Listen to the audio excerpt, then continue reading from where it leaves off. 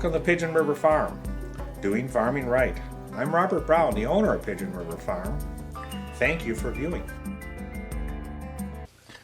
Good evening. In tonight's episode, we're going to discuss pastures, pasture damage, and how to solve that problem.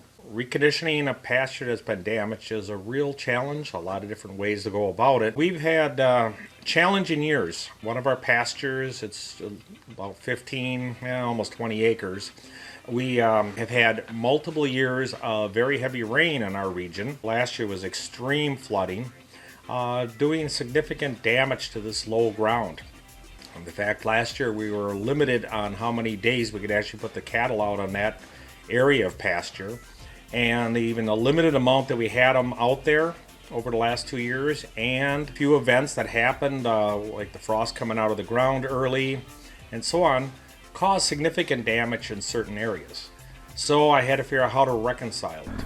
I was able to get in last August and use a deep tooth ripper to get some drainage going. Then we ended up having to approach it this spring. Well, the deep tooth ripper project worked extremely well. Them areas actually were the lowest areas were drained the best, and the higher areas end up being the surrounding areas end up being less drained. So that technique. Now we are not tiled, and I have a concern about tiling and dumping nitrates, even though we produce very little nitrates, but dumping the nitrates into the beautiful Pigeon River. So it's one of my concerns. So deep tooth ripping into the soil at approximately 30 inches does not allow the water to infiltrate into the rivers. I have two rivers on the property, one on the far east and one basically just touching on north. So the methodology that we've applied here is using a deep tooth ripper to bust up, and it's interesting, it's not only a tool to break up a hard pan that's formed from the cattle, but it does another thing. I can know exactly where the pasture is compacted. Based on the load of the tractor, it's incredibly obvious how, if the tractor is pulling hard, I can actually hear the engine labor. I know I'm pulling into something very heavy. It's interesting how quickly you can pull out of that, and there is virtually no compaction at all. There's other methodologies for soil density testing and so on, but this works very efficient.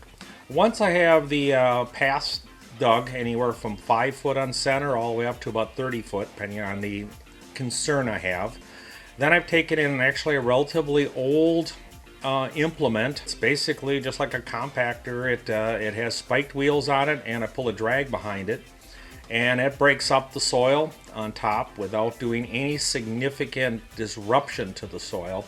Just the areas that I ripped, it cleans them up. Makes a nice bed for seeding, but not like a normal one where you would plow up and condition. So I've done none of that. I've just simply we're just kind of getting rid of the moisture, allowing it to get down into the ground deeper. In turn, we ultimately bring in a no-till drill. So I bring in a no-till drill to plant in a nice, literally there's around 20 different species of plants that I'm putting in there. Most of them are more set up to grow in a wetter environment. So we no-till in. You'll notice I use on a relatively big tractor, and it almost looks like a little toy behind, but believe it or not, it pulls very hard. The cutters on you're really you're preconditioning the soil and making a trench for the seeds to be dropped in, and then filling it in behind. And that's without doing any kind of erodible damage to the pasture.